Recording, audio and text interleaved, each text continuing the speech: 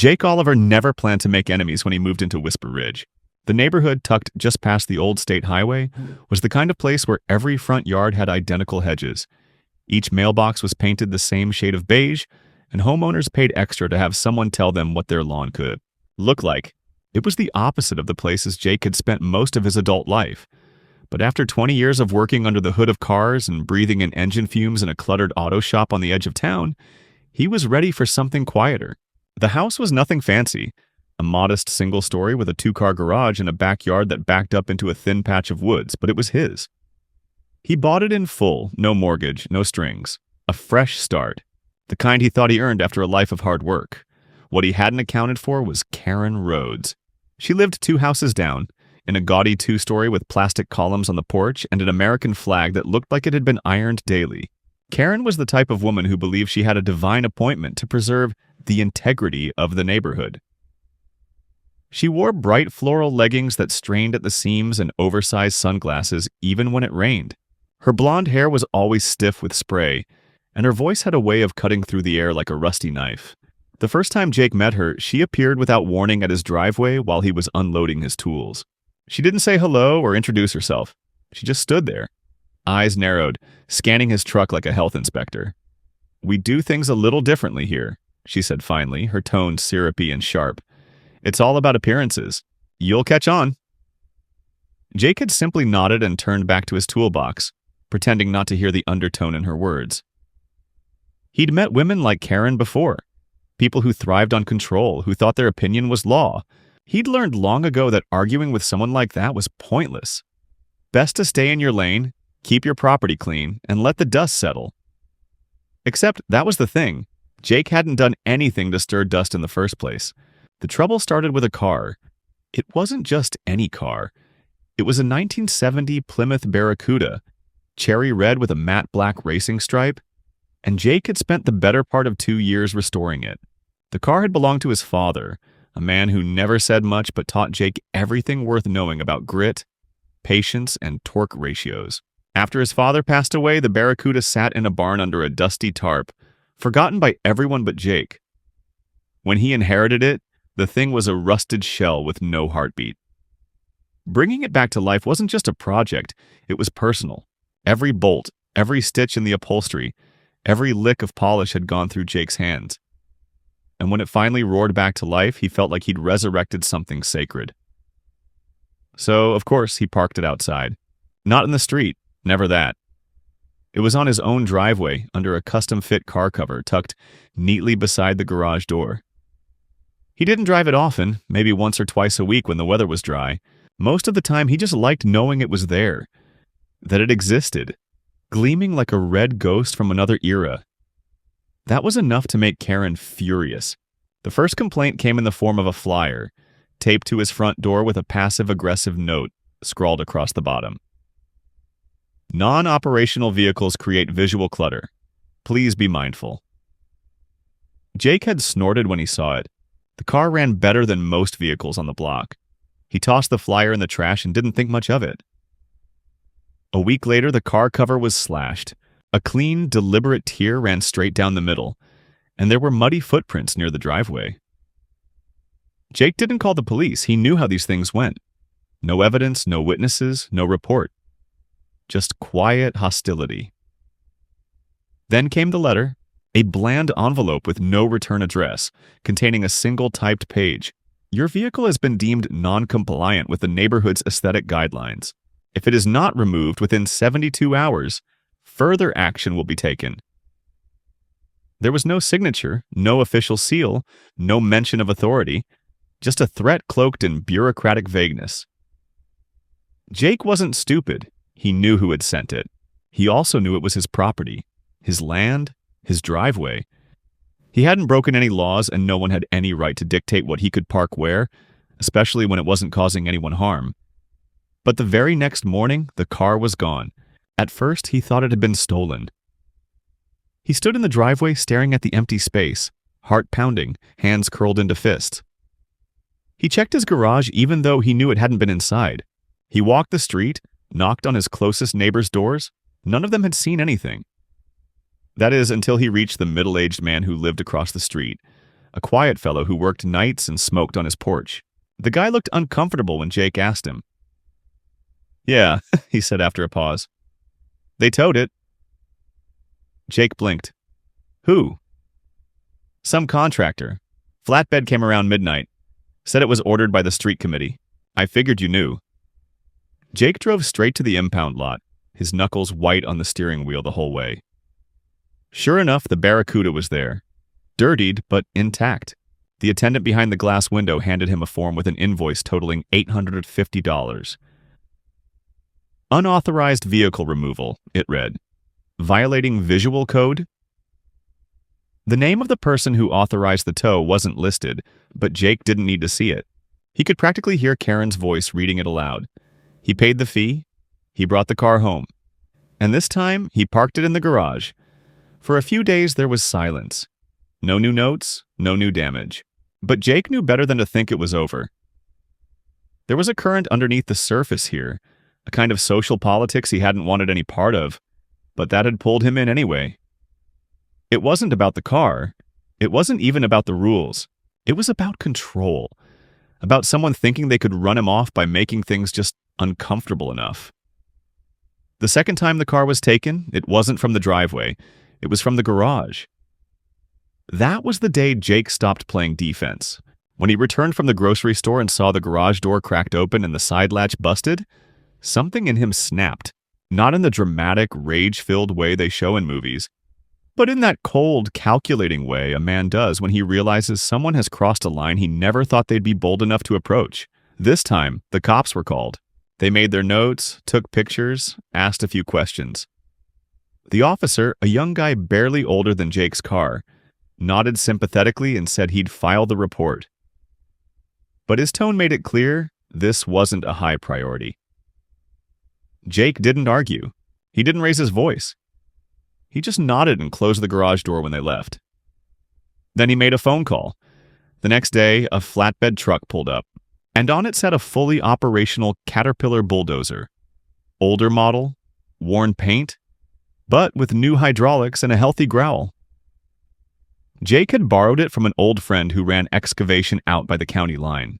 He drove it slowly, carefully, until it was centered on the street directly in front of Karen's pristine white driveway.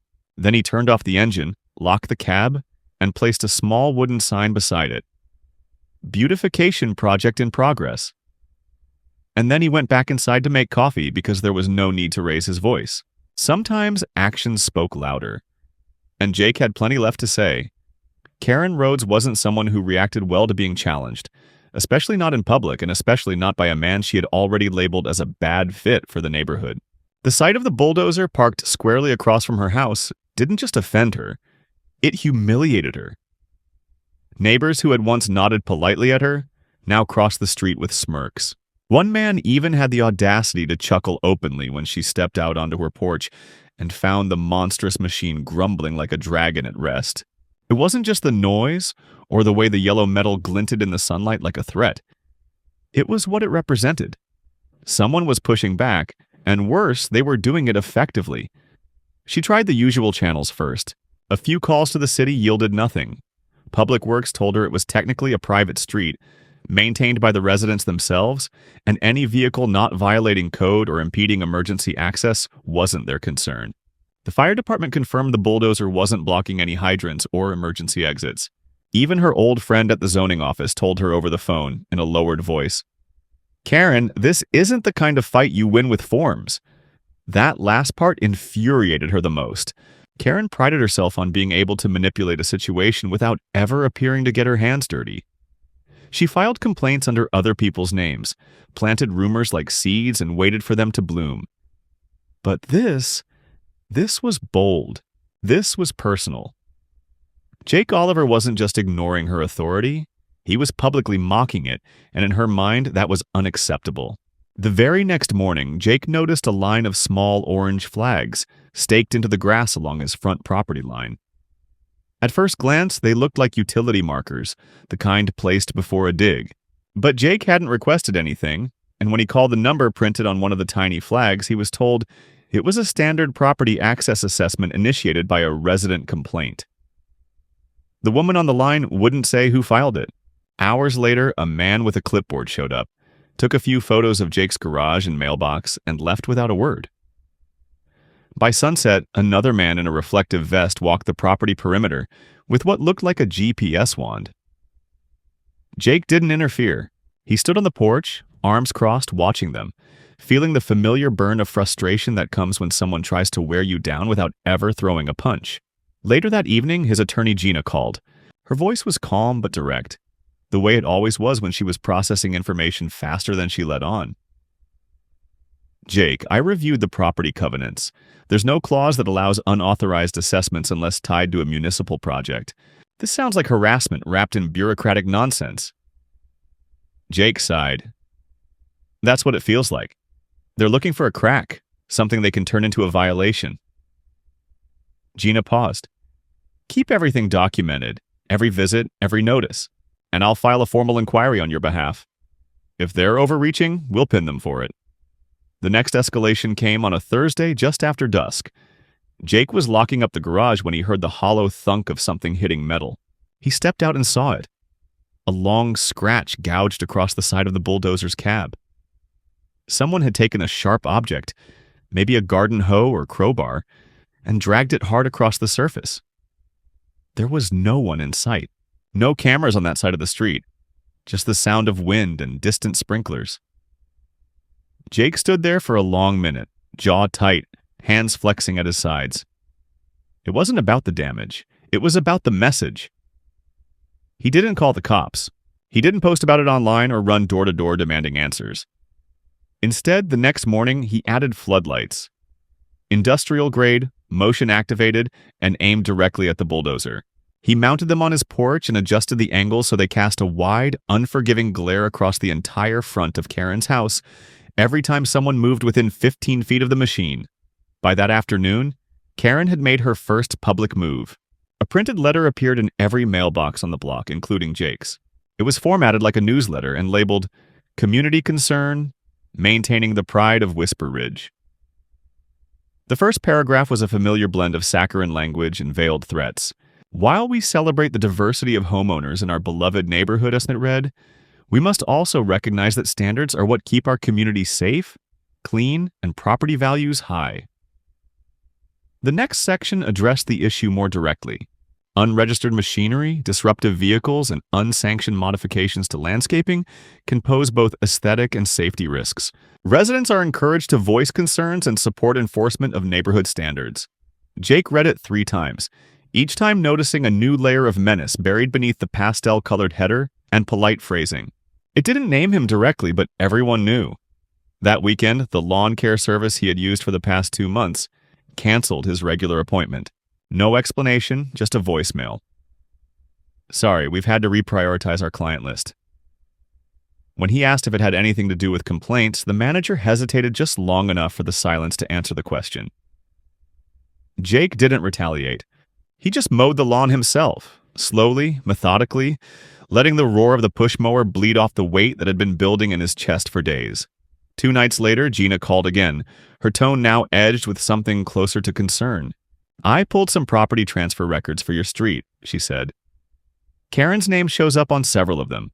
She's part owner in a company that's been quietly acquiring homes on your block through something called preferred first right options.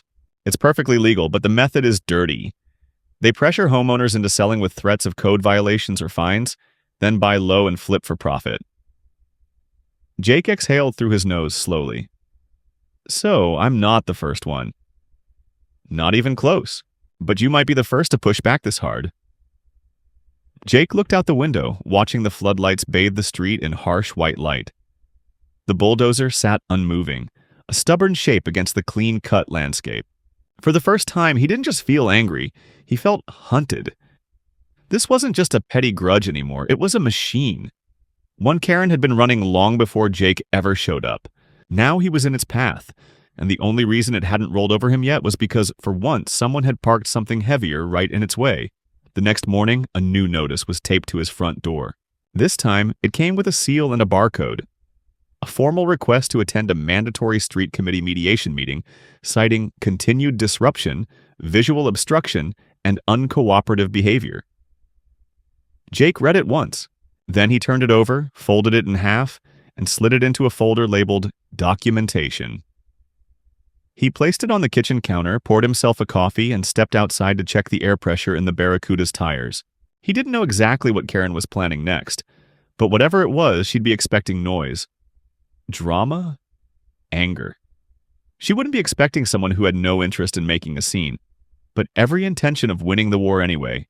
The day of the mediation hearing arrived with an eerie stillness. Jake hadn't slept much the night before, not out of anxiety, but from the weight of anticipation.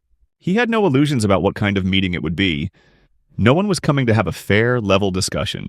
The very word mediation had been twisted into a formality, a performance of neutrality that masked what this really was. A pressure tactic wrapped in polite vocabulary. He wore jeans, a clean dark shirt, and a worn leather jacket that had seen more honest days than anyone sitting at that fold-out table in the community center. Inside, the chairs were arranged with just enough distance to feel adversarial. Karen was already there when he walked in, seated at the far end, her hands folded neatly in her lap, like a church lady auditioning for sainthood. She wore a beige blazer 2 sizes too tight, her lipstick unnaturally sharp, and her expression polished with condescension. To her right sat a man in khakis and a golf shirt, her second husband, or fourth, depending on which version of the rumors you believed.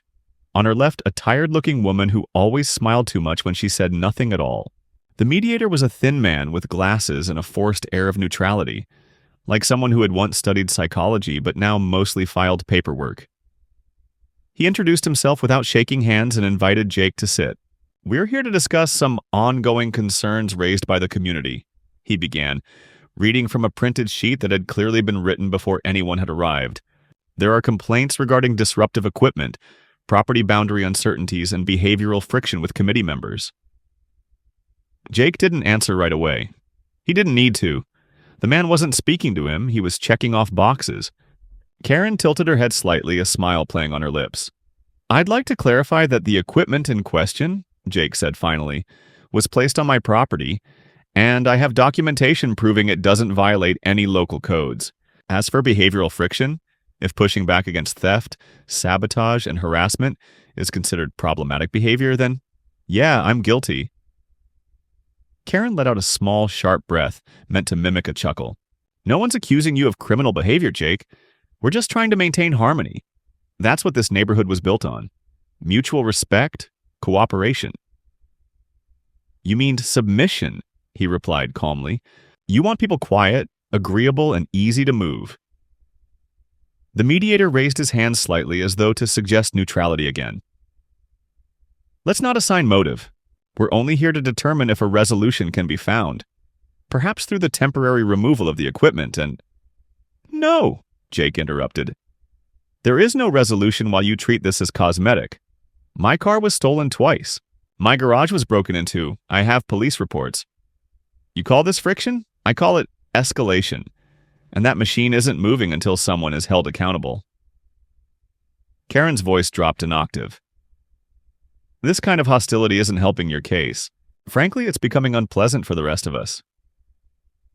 "Unpleasant," Jake echoed. "Lady, I'm not here to be pleasant. I'm here because someone crossed into my life and tried to rearrange it like I was clutter in their hallway. You don't get to call that community oversight." The room fell silent. The mediator cleared his throat and muttered something about follow-up documentation. Karen turned toward her husband and whispered too loudly, "This is exactly what I meant when I said certain personalities aren't a cultural fit here." Jake stood without waiting for a formal dismissal. "I'll see you around," he said evenly, and walked out without looking back. What he didn't expect was what happened next.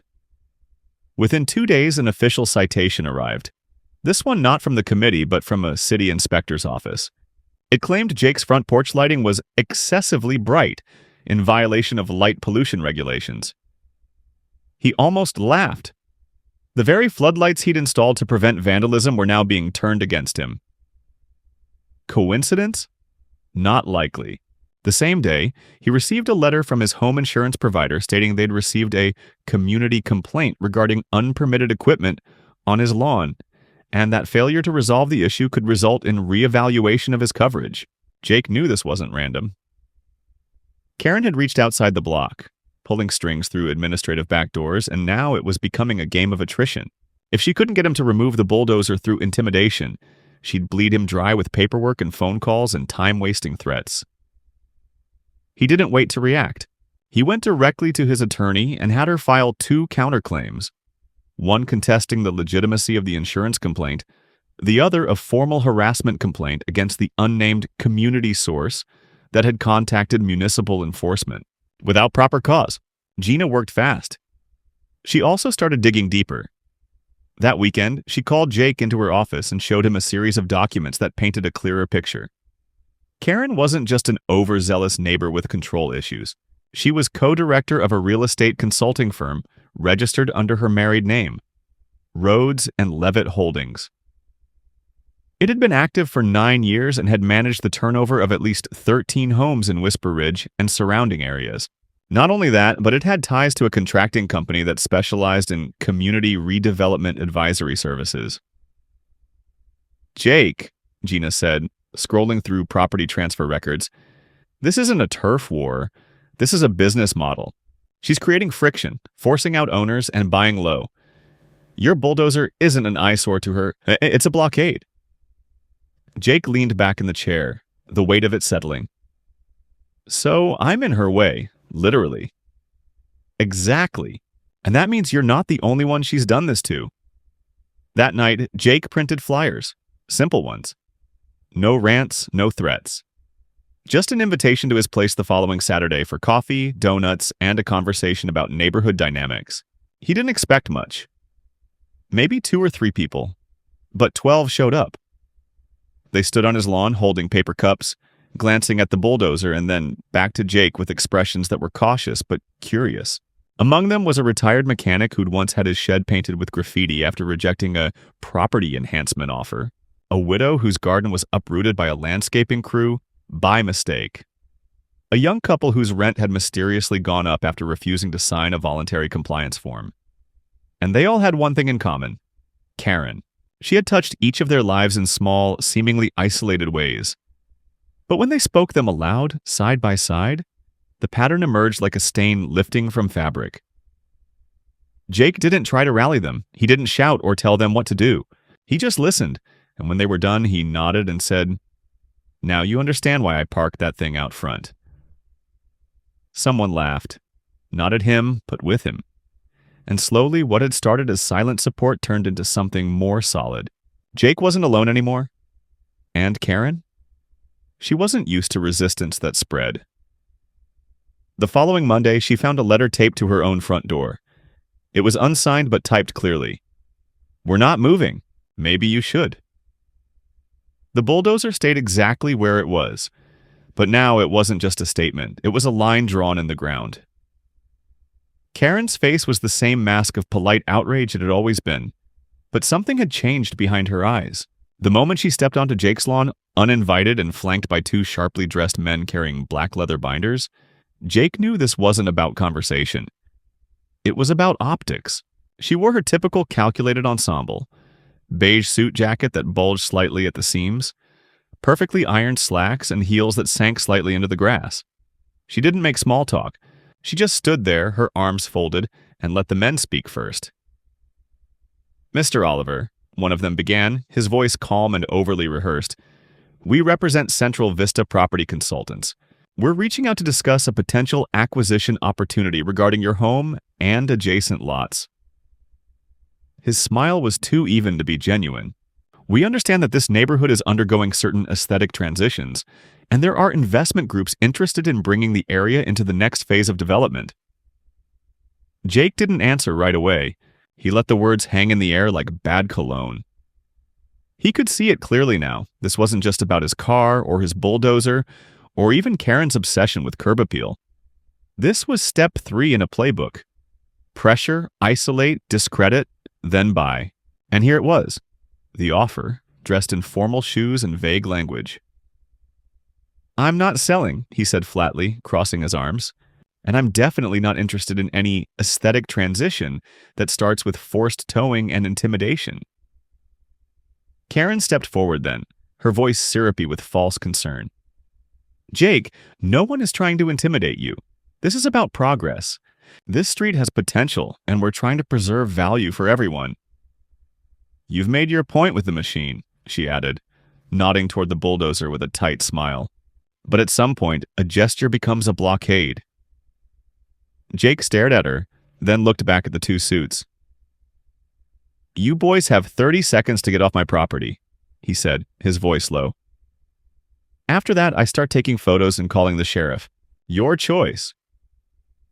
They didn't argue. They left the same way they arrived, calm, professional, unshaken. But Karen lingered. She didn't say another word. She just smiled that politician's smile as if to say, Fine, have it your way. Jake watched her walk back toward her house, and even before the door shut behind her, he knew she wasn't finished. She never tried the same tactic twice. 2 days later, he came home from a grocery run to find his front fence slashed open. Someone had taken heavy-duty bolt cutters to the gate and left it hanging by a single twisted hinge. At first glance, nothing seemed stolen. But there were tire tracks in the dirt where the bulldozer had been repositioned slightly. No damage, but clearly moved. A challenge, not a theft. A reminder. Jake checked the footage from the cameras he'd mounted on the garage eaves, but the SD card had been physically removed. That alone told him everything he needed to know. Whoever had done it knew what to look for. This wasn't teenage mischief. This was professional. That night, he met with Gina and told her everything in detail. She listened without interrupting, only raising an eyebrow when he mentioned the SD card being ripped out. That's calculated, she said, almost to herself. They're not just pushing now, they're probing, seeing what they can get away with. I've already filed police reports, Jake said, but they're treating it like vandalism. Which it is, Gina replied, but we're past the point of random acts. If they're trying to move you out, they're treating this like a long game. We need to respond in kind. They decided on a two-pronged approach. Gina would formally petition for an injunction against any third-party interference with Jake's property, including unauthorized surveying or inspections. At the same time, Jake began canvassing the neighborhood with quiet conversations. No flyers this time. Just walking, talking, listening. He found a surprising number of residents who were fed up. Not just with Karen, but with the creeping sense that they no longer recognized the place they lived in. Some had received letters. Others had endured sudden permit inspections or property tax reassessments. All of them described the same pattern: subtle pressure, public embarrassment, followed by veiled offers to help with their properties. It was no longer a theory. It was a strategy. The next public meeting took place in the old high school cafeteria, where the street committee hosted their quarterly update. Normally, only a handful of residents attended, mostly retirees and those with time to spare. This time, nearly 30 showed up. Jake didn't organize it, but he didn't need to. People were angry, and now they were aware. Karen sat at the front, flanked by her usual allies, her face a portrait of forced calm. But the mood in the room had shifted. The audience wasn't docile anymore. When she tried to launch into her usual speech about preserving value and enforcing standards, someone interrupted her. Then another. Questions began piling up, overlapping, until her voice drowned in the sound of the crowd. People were no longer asking for permission. They were demanding answers. Jake didn't speak until the very end. When the room quieted and everyone turned to listen, he stood up slowly and said one sentence. Ask yourselves, who actually benefits when we're told our homes aren't good enough? Silence followed. Not the awkward kind, but the heavy kind. The kind that wraps around people when they know they've just seen something important shift in real time. Jake left the meeting before it was over. He didn't need to stay. The momentum had finally tilted. And Karen? She didn't leave through the front door. She waited, lingered, disappeared out the side. A queen realizing the board was no longer under her control. Back home, Jake sat on the porch as night fell. The bulldozer was still there, a monument not to defiance but to patience, to strategy. He sipped his beer and listened to the distant sound of crickets, and for the first time in weeks, he didn't feel alone on that street. And somewhere across the road, behind drawn curtains and a house that suddenly seemed too large, Karen Rhodes stared at her phone, scrolling through emails filled with warnings, complaints, and cancellations. She was discovering something she had never quite believed before. Power built on fear collapses the moment people stop being afraid. Karen's retaliation didn't come through another letter or a quiet visit from men in collared shirts. It came suddenly on a gray Wednesday morning with the sound of boots and barking dogs. Jake was halfway through his first cup of coffee when a loud knock rattled the front door. Not the usual polite double tap of delivery drivers or neighbors, but the kind of knock that came with authority and paperwork. When he opened the door, 2 uniformed officers stood in front of him, one holding a folded document, the other with a hand resting casually near his holstered radio. Behind them, a marked animal control vehicle idled at the curb. The older officer with the paperwork cleared his throat and said they had received a formal complaint alleging that Jake's property posed public safety risks due to the presence of unlicensed equipment and potentially aggressive, unregistered animals. Jake stared at him, not quite blinking, letting the absurdity of the words sink in. He didn't own a dog, had never owned one since moving in. But the officer wasn't interested in reasoning. He was holding a complaint signed by an anonymous neighbor, processed through a system that didn't care whether the accusation made sense. The younger officer stepped around the property, casually peering into the backyard, camera phone in hand, documenting what Jake could only assume would be selectively framed evidence. Jake didn't interfere. He let them walk, let them look, let them do whatever they were going to do. But as soon as they were gone, he made a call to Gina. She answered on the first ring, and when he explained what had happened, she didn't even sound surprised. "They're escalating because they're losing ground," she said. "That means they're getting reckless. We can use that." Within an hour, she had filed a response, demanding disclosure of the complainant and threatening legal action for malicious prosecution if the claim was found to be baseless, which of course it was. But Karen wasn't finished. The next day, Jake received an official notice taped to his garage door, this time from the neighborhood utilities liaison, a title Jake hadn't even known existed. The notice claimed that unauthorized drainage modifications had been observed during a recent property integrity review, and that failure to correct the issue could result in a fine or a lien. Jake read the notice 3 times, then walked to the back of the house to look at the so-called violation. There was nothing. His gutters were standard, his runoff system untouched.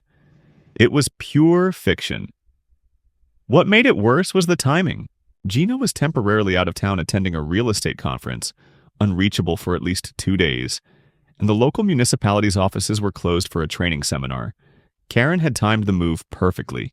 Jake couldn't shake the feeling that someone was advising her, someone with experience in how to weaponize bureaucracy. Not just harass, but exhaust. That night, Jake reviewed every document he had, every picture, every video clip.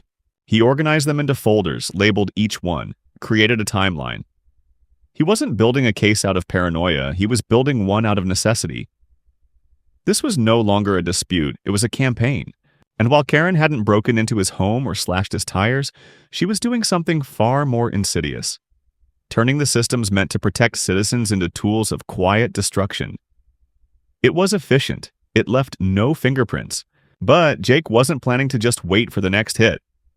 He visited the county records office in person and requested all building permits, citations, and variance requests filed on his street in the past 18 months. He waited patiently while a clerk printed stack after stack of paperwork. Then he sat at the back of the room for nearly 2 hours, flipping through forms, highlighting names, dates, and signatures. And there it was, a pattern. In at least 5 instances, properties had been cited for vague infractions within 90 days of receiving unsolicited purchase offers that were traceable back to either Karen's firm or one of its shell branches. 3 of the 5 had sold within 6 months of the first complaint. The amounts they had sold for were dramatically lower than market value. Jake wasn't a lawyer, but even he could tell what it looked like. This wasn't opportunism. This was a strategy built on pressure, attrition, and manufactured risk. He brought the files home, scanned the relevant pages, and sent them to Gina with a message. "We've got a chain." That same evening, he noticed something new. A small, unfamiliar car was parked across the street. It had government plates. No one got out, no one rang his bell, but the car stayed there for hours, its windows tinted dark, the engine idling every 15 minutes before shutting off again. Surveillance? Possibly, but more likely, intimidation. Jake ignored it. He left the floodlights on and went about his routine, making no effort to hide anything. Let them watch. Let them record. He had nothing to conceal. The following morning, 3 of his closest neighbors knocked on his door, one after the other. Not all at once. Each came separately, awkwardly, their body language uncertain. But all of them said the same thing. They'd received calls or emails from people claiming to be part of neighborhood improvement projects, urging them to report any non-compliant behavior near Jake's property. One of them had even received a thinly veiled offer. If he expressed concern about Jake's presence, there might be financial incentives available in the future redevelopment phase. Jake thanked them, didn't push for more, didn't ask them to take sides. He just wrote everything down and added it to the folder. This wasn't paranoia anymore. This was a siege. Later that day, Gina called. Her voice was sharp now, clear and focused. "I've got someone," she said. "A contact at a local media outlet. He won't run a full story yet, but he's interested. More importantly, he can put pressure where we can't.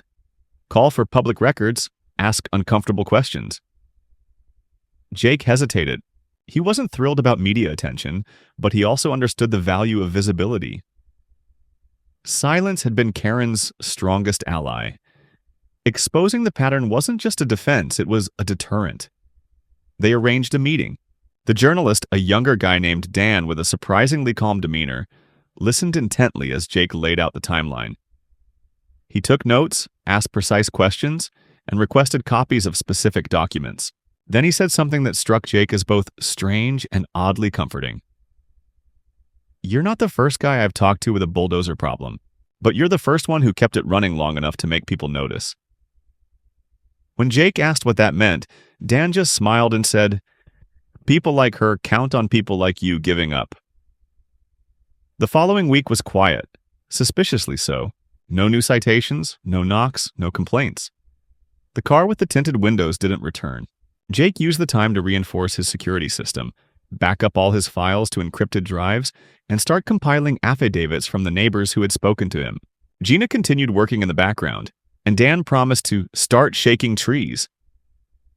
But Jake wasn't foolish enough to think the storm had passed. This wasn't retreat, it was recalibration. And then, just when things seemed to settle, Jake received a registered envelope from a law firm he didn't recognize. Inside was a cease and desist letter claiming defamation, harassment, and intentional obstruction of private redevelopment efforts. It named him directly. It referenced the bulldozer, the community meetings, and unauthorized contact with media agents. The sender? A firm representing Rhodes and Levitt Holdings. Karen wasn't backing off. She was preparing to go for the throat.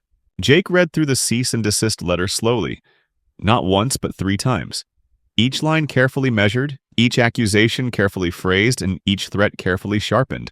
The language was precise in the way only lawyers could make it. Polite on the surface, but engineered to intimidate, to wear down the target until he gave up just to make it stop. The letter demanded immediate removal of the bulldozer, cessation of any further contact with neighborhood residents regarding property values or development activity, and a written acknowledgement that Jake had participated in unauthorized dissemination of speculative information. He didn't respond, not to them. He didn't have to.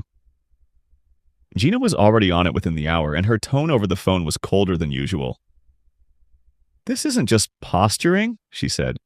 "They're laying the groundwork for an actual suit, hoping you'll cave before they spend a dime filing it. It's pressure disguised as law." Jake nodded silently on his end of the line. This wasn't a game anymore. It was a confrontation, planned, resourced, and now fully weaponized.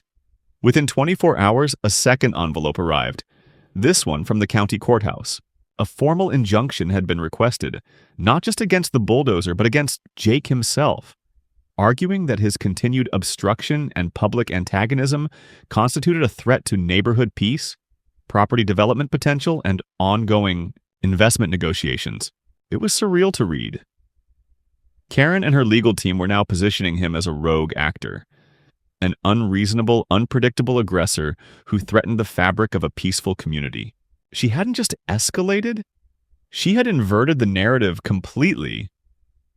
Jake, the man who'd had his car towed, his property vandalized, and his privacy invaded, was now cast as the problem. And if she could pull it off, she wouldn't just win. She'd rewrite the entire story. Gina filed a counter motion immediately, and they prepared for a hearing. But Jake knew better than to wait passively while the system played itself out.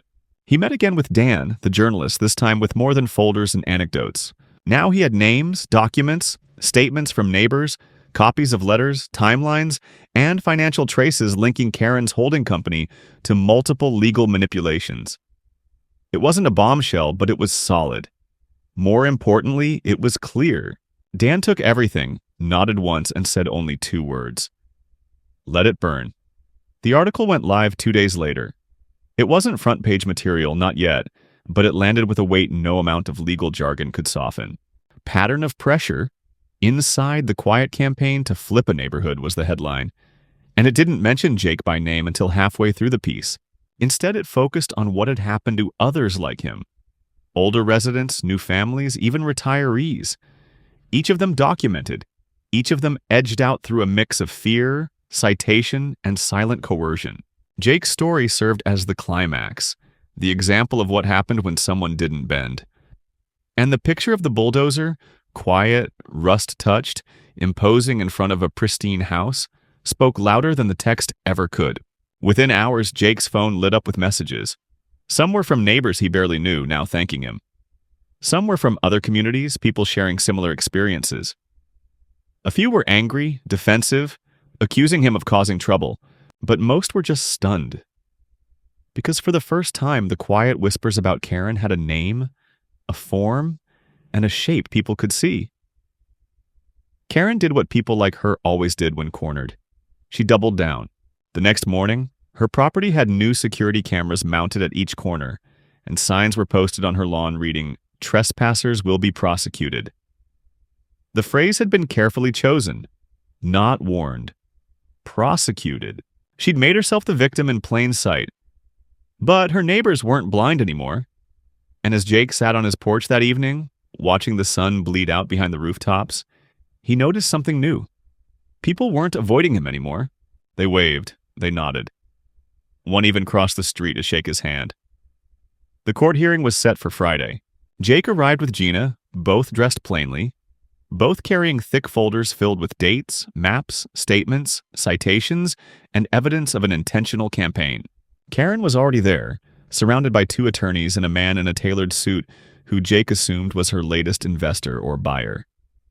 She didn't look at him once. Not during the introductions. Not during the opening remarks.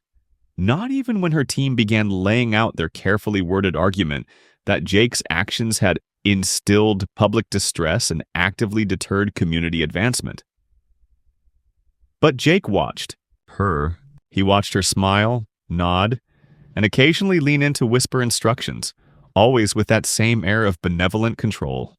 Then Gina stood, opened her binder, and calmly dismantled their entire story. She brought up the sequence of citations against Jake, each one initiated within 72 hours of documented confrontations or public pushback. She cited inconsistencies in complaint forms, showed overlap in names and addresses that suggested falsification, and revealed that the contractor responsible for towing Jake's car had a prior relationship with Karen's company. She didn't accuse. She laid out facts. Cold, tight, unshakable. And when the judge asked for clarification on certain points, she didn't flinch. She handed over papers, answered clearly, and pressed forward. Then came the letters. Anonymous complaints from neighbors, each detailing how they'd been quietly pressured or offered assistance with future relocation after small infractions. One woman even testified in person, her voice shaking slightly as she described how her mailbox being 2 inches too far from the curb had triggered a visit, a warning, and then a written offer to help her transition out of the neighborhood. Karen's team objected. They tried to pivot, reframe, question motive. But it was too late. The judge wasn't buying the narrative. Not anymore. And when Gina finished by revealing the cease and desist letter, followed by the publication of Dan's article and the subsequent legal threats, all while Jake had made no counterattacks, no threats, and no violations of any law, The room felt different. The judge leaned forward slightly, his fingers folded. His voice was calm but final.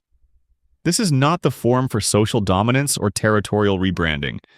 Mr. Oliver has the right to protect his property, his name, and his peace of mind. The requests made here appear not only baseless but retaliatory. Injunction denied. Any further attempts of this nature will be viewed as potential abuse of process.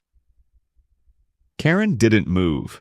Her face didn't crack, but Jake saw the twitch in her jaw, the slight curl in her fingers, the silence too deep to be casual. He didn't gloat. He didn't smile. He just stood up with Gina, thanked the court, and walked out the door without looking back. The bulldozer stayed one more week, long enough for a small hand-painted sign to appear beside it, left by an anonymous neighbor. It read simply, "Thanks for digging in." And that was enough. The neighborhood didn't change overnight, but it changed. The silence that used to follow every confrontation, every whispered complaint and anonymous citation, was gone. In its place came the slow, awkward reintroduction of voice. Neighbors who once peeked through blinds now stopped at the edge of Jake's driveway to chat, casual and unscripted, asking how things were going, offering updates on their own situations, even cracking jokes about the bulldozer. Some of them still seemed nervous, unsure whether it was safe to speak freely, as if the years of quiet compliance had calcified into habit. But the fear that Karen had cultivated with such precision had cracked, and the crack kept spreading. Her house sat like a fortress now, wrapped in layers of surveillance and carefully curated landscaping, but the energy around it was hollow. The once frequent foot traffic of committee members and investors dried up, and the weekly gardening crew that used to swarm her front yard didn't return. The signs she had posted warning of prosecution were removed quietly after a notice from the city flagged them as unauthorized. She didn't make a public statement, didn't hold another meeting, didn't file new complaints. She withdrew. Not out of shame because Karen Rhodes didn't feel shame in the way others did, but out of calculation. She had lost control of the story, and for someone like her, losing the narrative was worse than losing the war. Jake, for his part, didn't celebrate. He didn't throw a party or post victory photos. He didn't need to. What he had gained was simpler and more permanent. His space, unbothered, intact. The bulldozer, after sitting stoic for a final stretch, was eventually hauled away, returned to the excavation yard where it belonged. In its place, Jake planted a thick-leafed oak sapling, strong and slow-growing, something that would take years to mature but would last longer than memory. The neighbors who passed by sometimes nodded at the tree, and he'd nod back, and nothing more needed to be said. It stood as a quiet marker, not of defiance but of endurance. A rooted thing, unmovable. He went back to work like he always did. The garage was busy again. Tools clanking, engine blocks humming, oil-stained rags tossed over metal benches. The Barracuda sat under its canvas cover untouched for a few weeks, but always there. Occasionally he'd lift the edge of the tarp, wipe down a section, check the pressure in the tires, adjust something invisible to anyone but him. It wasn't about the car anymore, not really. It was about what it meant. It had become the first stone laid in a wall that held. Gina stayed involved, helping the other residents who came forward with their own grievances. With her help, a formal oversight committee was established. Not to police the street, but to protect against the kind of unchecked authority that had nearly pushed Jake out. No single person held power anymore. Votes were documented, finances were transparent, and rules could no longer be manipulated in the dark. People showed up to meetings now, not because they were afraid of what might happen if they didn't, but because they finally believed their voices mattered. Jake never saw Karen move out, but one morning her house was listed for sale.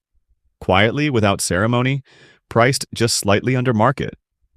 It sat on the site for months, ignored. Word had spread. Potential buyers asked questions. No one wanted to live in the house where the war started, where the bulldozer stood, where the signs once threatened prosecution over petty disputes. Eventually, the price dropped far enough that a small family bought it. Young and unassuming, unaware of the soil they were inheriting. Jake didn't tell them. It wasn't his story to pass on anymore. The war had ended. Let them write something better. And as for him, he remained exactly where he started. In the house he paid for with his own money, on the land he maintained with his own hands, surrounded by machines he knew how to fix, and a neighborhood that finally remembered how to breathe. Sometimes when the nights were too quiet and the air too still, He'd sit on the porch with a beer and listen. Not for conflict, not for threats, but for the absence of them. A sound he hadn't trusted in a long time. Peace, not as a reward, but as a return. Because in the end, Jake hadn't fought to win. He fought to stay. And that made all the difference.